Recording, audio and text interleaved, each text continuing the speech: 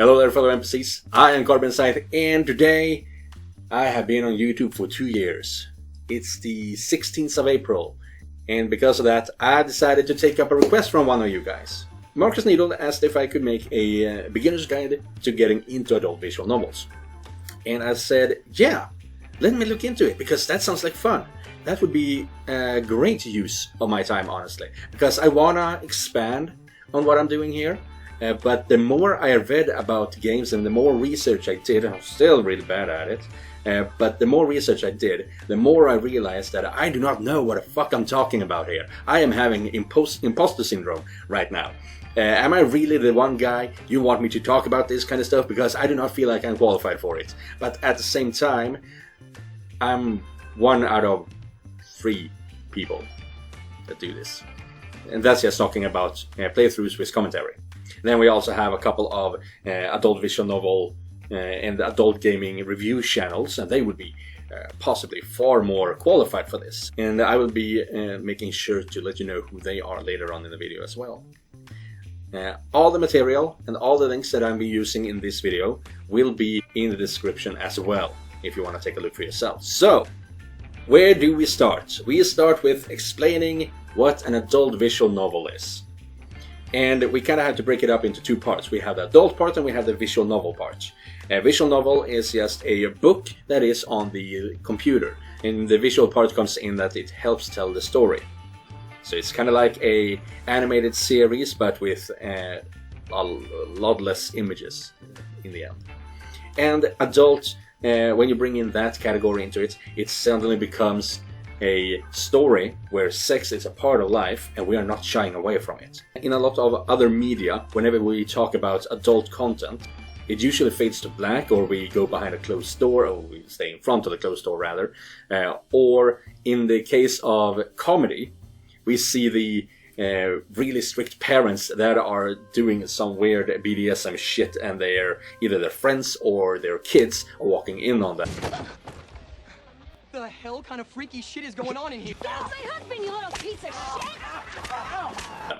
And that is not what sex is. And well, of course, BDSM is something that sex is, but it's not always BDSM. Sometimes it's just a great time, without any bells and whistles and things like that. So an adult visual novel is a great story with images and renders, in my case, and it contains sex. Sex is a part of life, so we should not shy away from it, and sex is therefore a big part of the game.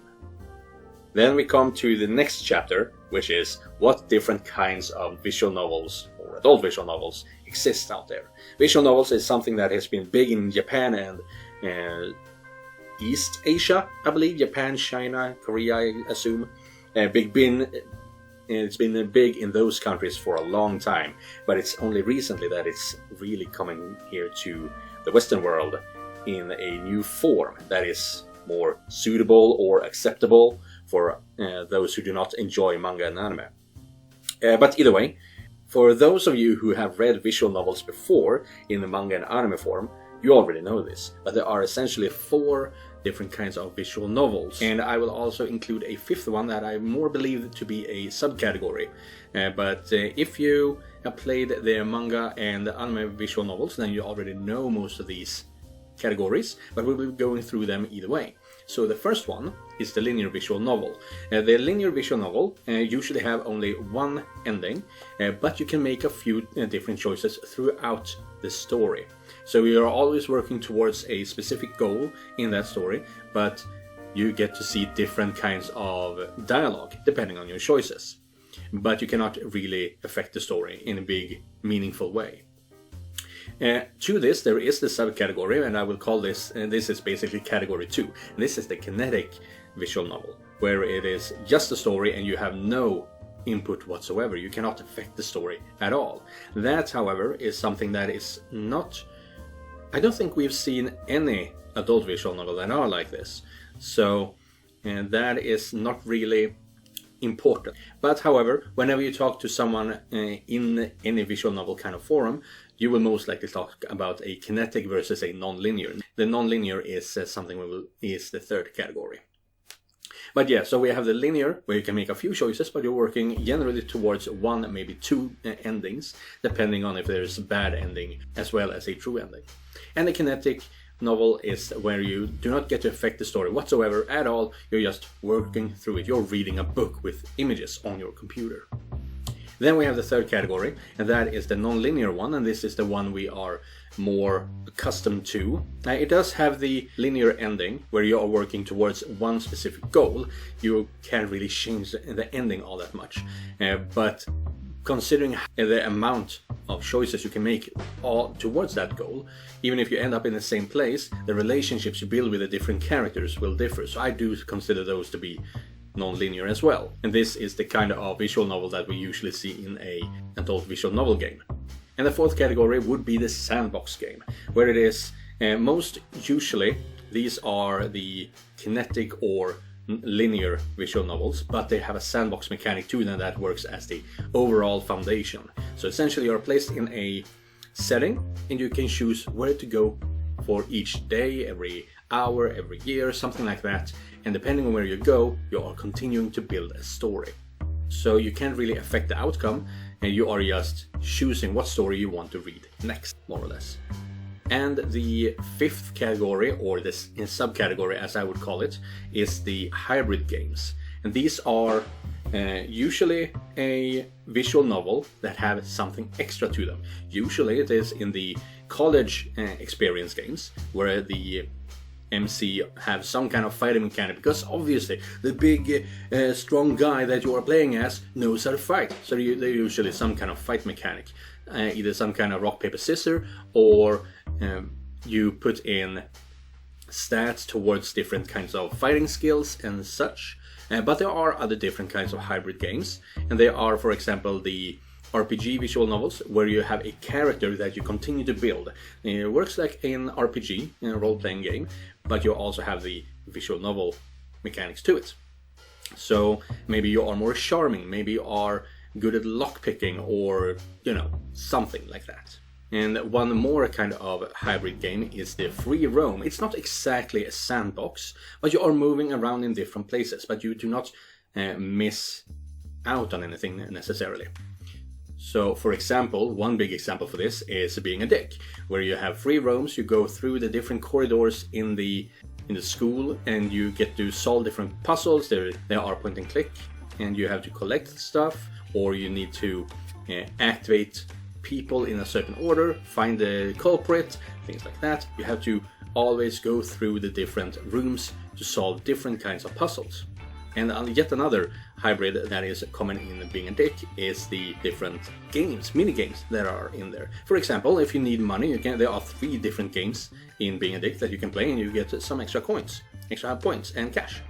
And since you are a student, you also have to go to classes and do some kind of brain teaser or puzzle or exercise. Something that really incorporates the fact that you are in a school and are still learning. All of that I have mentioned just now is part of hybrid. It's not the core mechanic, but it is added to the game to give it more depth, give you more immersion when you're playing it.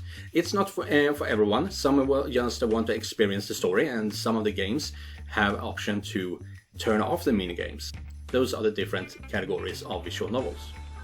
Now we come to the part in this video where I feel I am not necessarily all that well informed, because I tried to look into it, and it's really difficult, because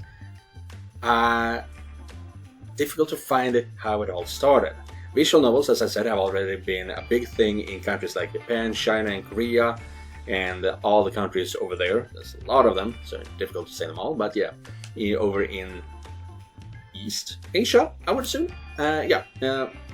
So visual novels are big there, but over here in the Western countries, we are not that into it at the same level. Some people enjoy visual novels. I, for example, loved both Katawa Shoujo and Everlasting Summer, I believe it was called. It's I don't know where Katawa Shoujo comes from, but Everlasting Summer is a Russian game, but it still has the manga and anime style to it. So that is how I got into it, but how did the rest of the world, the rest of Europe, essentially, and the United States get into visual novels, adult visual novels that is. I would say that it all came down at 2018 with the game Acting Lessons. Before that, there was a lot of games claiming to be visual novels, but it was like 10% story and 90% porn. And with Acting Lessons, made by the Swedish developer Dr. Pincake, things changed. Dr. Pincake made Acting Lessons and told everyone essentially that you do not need porn games to be porn only in order for it to be satisfying. He gave us a very well written story that not only was something that we didn't know we wanted, but also worked as a catalyst for everyone else. So it started at 2018 with Acting Lessons, and now the number of games being produced by indie developers is insane, to be honest. But Acting Lessons by Dr. Pincake is where I believe it all started.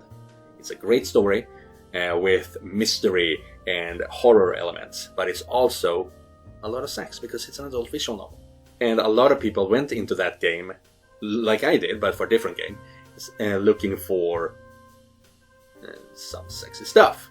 And then we came out of it and realized that, hey, all that sexy stuff is cool and all, but I want more of this story. And that is pretty much where Acting Lessons, what Acting Lessons did for the industry, in a sense, which is insane. One game to change an entire mindset. I believe that Dr. Pincake used that game, Acting Lessons, in order to make us want more, so it was kind of a commercial trick. If I'm using the wrong words, it's because I'm not from an English-speaking country, I'm from Sweden, so some of the words might be wrong, I apologize for that. But I do still say that it was a commercial trick to get us into what they really wanted to create, being a dick. Right from the start, that game looked pretty damn good. And it couldn't look that good unless Dr. Pincake made Acting Lessons first, and he managed to get a lot of money so that he could get the resources he needed to make being a dick. But I also want to underline that Acting Lessons wasn't just a money grab. It was a proof of concept. This is what you want. You don't know it yet, but you want this. That is what Acting Lesson was. And now we're going to get into a few words that is almost specific for visual novels. Not really, but words that you need to know to get a better grasp of what is going on in the game, and whether or not you're talking to the people in the game or talking to people on the subreddits and things like that. So the first word is MC, which stands for main character. That's you. That's whoever you are playing, and usually you get to name that character. But yes, you are the MC. That's it. LI stands for love interest, and each girl that you can, or boy I guess, but each person that you can hook up with in the game is usually some kind of love interest. There are some side girls that are just simply there for you to be a fuckboy with, but the main girls are always love interests, allies. And then we come to the bit more controversial things, one could say. But because of how certain websites function, we have to camouflage what the words actually mean. So, if you are playing a game and you see a landlord, that is your parent. Usually a mother, but it could be a father. And if you have a roommate, that is your sister. And this is just because a lot of the games, a lot of the websites where you can find these games do not enjoy incestuous games. So they have to camouflage what these characters actually are. I did not realize this when I was playing in the beginning. The second game I played was College Bound, and you do live with a landlord there. It made sense in my mind that you had a landlord, so I never figured out and I never knew who that was. And they never really come across as a parental figure overall. But yeah, those are the 4 words that you should know of when you play an adult visual novel. So, how do you play an adult visual novel? Well, that's just it. You don't really, a lot of the time, don't really play it. You just press enter or space continuously and read the story until something happens. But just about all AVNs have one thing in common, and that is, well, two things. But it is that they all use some kind of statistic to tell us what girl we're going to end up with. And I have managed to figure out that there is possibly only two ways of doing this, and we will go through them with a few examples. So, for example, the game that I started playing was College Kings 1, and they utilize a statistic that is a bit different from what I see more commonly used, and that is that you collect 3 different points, and all the girls are interested in different aspects of those points. So, whenever you make a choice in College Kings, your choices give you points in either bro, boyfriend, or troublemaker. And whichever 2 is the most of, you combine those 2 to get another score, which is either confident, popular, or loyal. And as I said, depending on that last score, different girls will be interested in you. So for example, if you score your best scores are bro and boyfriend, then you get the trait loyal. And there are some girls that are more interested in that kind of boyfriend material, so you will be getting on with those girls. And so depending on how you play the game, different girls will be interested in you, and you might have to play the game several times in order to get with all the girls and see all the scenes that you can see. And then we come to the more common, as I understand it, statistic, which is that each girl have their own score. So a simple example of this would be Chasing Sunsets, which is a game I have just finished playing now that I am recording this, and you only get 2 kinds of scores there, 2 becoming 4 actually. But yeah, you either score points with Mallory or Jay. Depending on your choices, you score points with one of those 2 girls, and depending on how high those scores are, you will be able to sleep with them as well. And then there is a third mechanic which combines these 2 into a mishmash pish posh kind of thing. And one of the games that would do that is Being a Dick. So first of all, you have a different score for each girl in the game. It's a lot of girls, so there's a lot of scores to keep track of.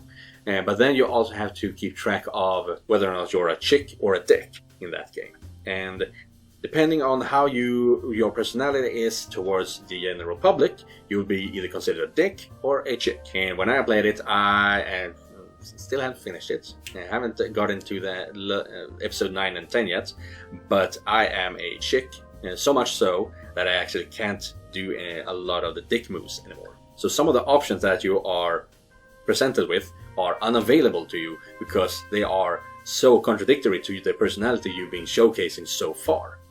So some things you simply cannot do.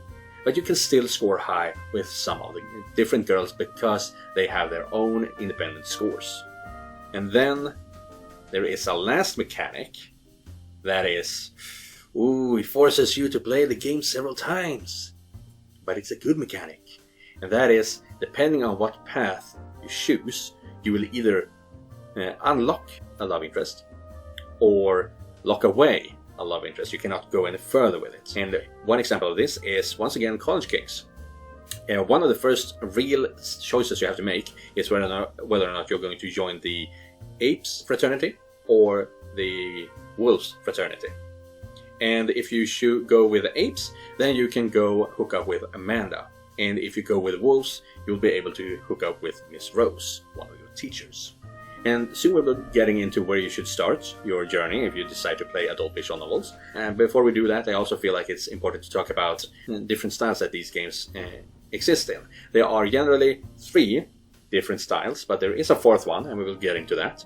So the 3 styles are Das 3D, Honey Select 1 and 2, Koikatsu, and also Drawn. So these are the 4 different kinds of styles that each game exists within. Depending on what you enjoy playing, some games will look awful and some games will look amazing.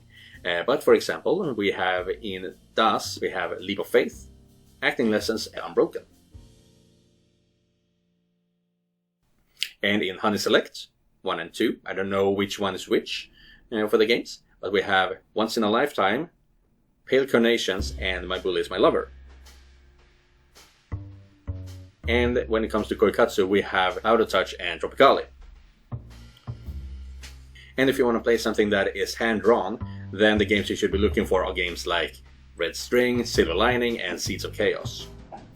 So those are some examples of games depending on what style you're into. I will link to a guide where you can see different games depending on what style they are. And if you haven't played an adult visual novel, then there is a few games that you should start off with. If you go to the subreddits and ask, hey, what games should I play? A lot of the people will say Being a Dick. And I would say that is a bad choice. Not because it's a bad game, it's an absolutely great game. But it should not be your first game. Because I suffer from this myself. When I played Being a Dick, it took me 6 months to get through the first 8 chapters. And I felt like there is no way I will find a game that is better than this. It took some time, but I am finally back in the groove where I can really enjoy other adult visual novels. So Being a Dick should not be your first game. However, some games that you should be playing and start off with, and that are also completed, are Once in a Lifetime by Charybdis, which is about 12 hours long. And then we have Acting Lessons by Dr. Pinkett, which I mentioned earlier, which is around 9 hours long. And then we have Leap of Faith from the UK by Drifty Games, which is around 16 hours long.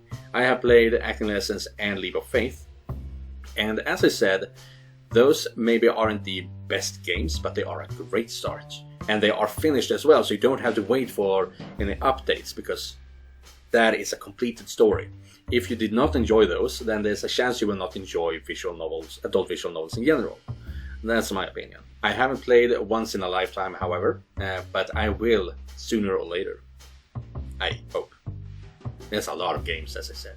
So yeah, those are not only my recommendations, but they are the recommendations of Stone Forest, which has compiled a very comprehensive list of adult visual novels that you can play that are finished, unfinished, based on the different styles, based on what genre you're looking for. Do you want horror? Do you want adventure? Do you want college? It's a very comprehensive list like that. And that is one of the sources that I've been using to make this guide as well.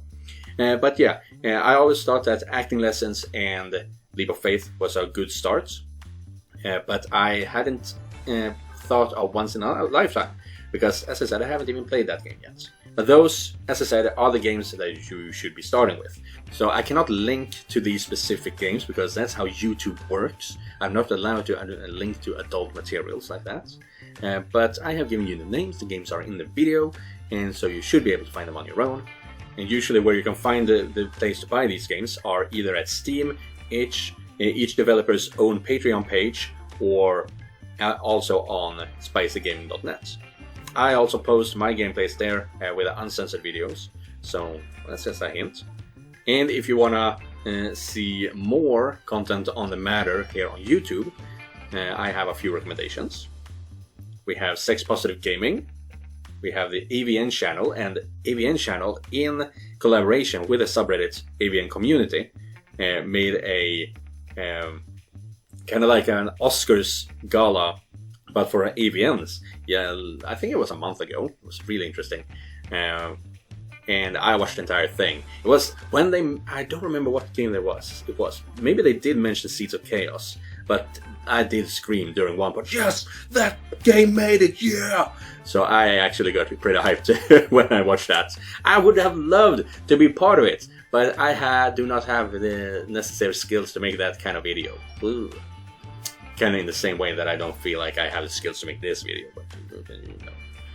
And then we have 2 other Let's Play YouTube channels, and that is Panthermania and Scavenger. There have been 2 others, but they haven't posted any AVN material in over a year, so I do not feel like it's correct to add them to this list. And if you're going to Reddit looking for more info, you should visit r/AVNcommunity, r/AVN_lovers. And if you want to get into Discord looking for more material, just about every developer have their own Discord channel.